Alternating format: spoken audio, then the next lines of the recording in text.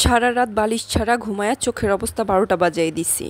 তো আজকে সকাল সকালই জানি কেমন অলসতা কাজ করতেছে, কোনো কাজ করতে মন চাচ্ছে না। আমার আবার এরকমই হয়, এক একদিন সকাল সকালই কাজের মুড চলে আসে, আবার এক একদিন কোনো কাজই করতে মন চায় না। তো হ্যালো এভরিওয়ান, আসসালামু আলাইকুম সবাইকে and welcome to my new blog. তো সকাল সকাল ঘুম থেকে উঠে ব্রাশের মধ্যে পেস্ট নিয়ে বের হয়ে পড়ছি। আধা ঘন্টা হাঁটাহাঁটি করব, আধা ঘন্টা গল্প করব, টোটাল 1 ঘন্টা হওয়ার পরে আমি ফ্রেশ হইতে আসব। এটা একটা বদভ্যাস বলতে পারেন আমার। তো ফ্রেশ টেশ হয়ে রুমে যেয়ে দেখি আমার ছেলে আর তার মামা দুজনে উঠে পড়ছে। আর আমার ছেলের কালকে অনেক বেশি জ্বর ছিল, যার কারণে তার মুখটা আজকে অনেক শুকনা দেখাচ্ছে। আর আমার ছোট ভাই গতকালকে আসে, সে নাকি ঈদের দিন থেকে বাড়িতে অত্যাচার করতেছিল যে আমাদের বাসায় আসবে। তো সেই জন্য গতকালকে আমার ছোট বোন তাকে আমাদের বাসায় দিয়ে যায়, সে কয়দিন আমাদের বাসায় থাকবে। তো আজকের নাস্তায় আমি বানাবো হচ্ছে লাল গমের আটার রুটি। আজকে রুটির পরিমাপটা একটু বেশি, যেহেতু আমি প্রায় 1 সপ্তাহের মতো রুটি বানিয়ে রাখবো। আর আমার হাজব্যান্ড যেহেতু প্রতিদিন রুটির নাস্তা করে, সেই জন্য আমার পক্ষে প্রতিদিন রুটি বানানো সম্ভব হয় না, সেই কারণে আমি আজকে অনেকগুলা বানিয়ে তারপর নর্মাল ফ্রিজে রেখে দেবো। তো এই যে দেখেন, রুটি বানানোর পরে নিয়ে আসছি, তারা মামু ভাগিনা একসাথে বসে খাচ্ছে, সে তারটা নিচ্ছে, সে তারটা নিচ্ছে।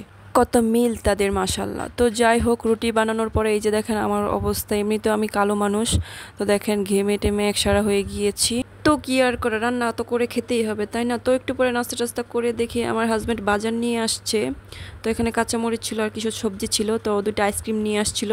তো একটা আমার ছেলেকে দেই, আরেকটা আমার ভাইকে দেই, কিন্তু আমার ভাইয়ের যেহেতু ঠান্ডা, বলতেছিল যে আমার ঠান্ডা, সেই জন্য ওকে আর দেই নাই। তারপরে আমি খেয়ে নিছি, যদিও আমাদের দিকে তেমন ভালো আইসক্রিম পাওয়া যায় না, কি আর করা, এটাই খেয়ে নিছি। তো একটু পরে যায় দেখি ডাব পাড়ার জন্য কিছু লোক আসছে, ডাব নাকি বিক্রি করা হয়েছে আমাদের গাছের, সেই জন্য তারা পাড়তে আসছিল ডাব। আমার ছেলে বলতেছিল সে ডাব খাবে, সেই জন্য লোকটা কেটে দিতেছিল। তো আমি ডাবের পানি গ্লাসে ঢেলে দেই আর এসে খেয়ে নেয়। তো যেহেতু ডাব পাড়ার জন্য আসতে, আমি ঠিক করছি যে গাছের বেলগুলাও বিক্রি করে দেবো। আমাদের গাছটা এরকম জায়গায় যে কারো মাথায় পড়তে পারে, সেজন্য আমি বেলগুলাও বিক্রি করে দেই। অন্যদিকে আমি দুপুরে রান্না করার আয়োজনে চলে আসি, দুপুরে রান্না করবো গরু গোস্ত, সেই জন্য আমি এগুলো রেডি করে নিই। আর অন্যদিকে আমি কাঁচা বাজারগুলা গুছাইতেছিলাম, লেবু কাঁচামরিচ এগুলো এক্সট্রা এক্সট্রা রাখতেছিলাম। তো আজকে যেহেতু রান্না করবো গরু গোস্ত, আর হচ্ছে ভেন্ডি ভাজি করব, আর হচ্ছে মাছের ভর্তা করব। তো সেই জন্য আমি ভেন্ডি টেন্ডি সুন্দর করে ধুয়ে নিই, তারপরে আমি ভেন্ডি রান্না করতে চলে যাই। ভেন্ডি ভাজি করাটা আমার কাছে অনেক বেশি সহজ মনে হয়, সেই জন্য আমি অনেক নাড়ানাড়ি করি, আমার ভালো লাগে। আর অন্যদিকে মাছের ভর্তা করবো, সেই জন্য আমি মরিচ ভেজে নিয়েছি। আর এই মাছগুলা অনেক আগের যেহেতু, সেই জন্য তরকারি রান্না করলে মাছের মধ্যে কেমন যেন একটা গন্ধ আসে, সেই জন্য আমি ঠিক করছি যে এই মাছগুলো তরকারি রান্না করবো না, এগুলো দিয়ে আমি ভর্তা করে খেয়ে ফেলবো।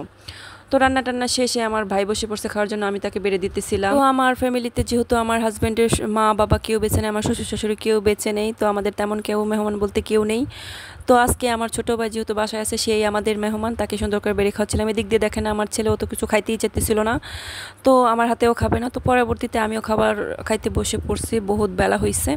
দুপুরের খাবার শেষ করতে না করতে দেখি বৃষ্টি নামা শুরু করে দিছে। আর আমার ছেলে বৃষ্টির পানি দেখলে তো তার কোনো হুঁশ থাকে না, সে কখন পানিটা ধরবে। কয়দিন যাও এত বেশি গরম লাগতেছিল যে কি বলবো। তো আজকে বৃষ্টিতে পড়তে একটু শান্তি পাইছি। তো যাই হোক, আল্লাহর কাছে সবই ভালো। তো আজকের ভিডিওটা এই পর্যন্তই, সবাই ভালো থাকবেন। যদি ভিডিওটা ভালো লাগে তো সবাই একটু সাপোর্ট করবেন, ধন্যবাদ।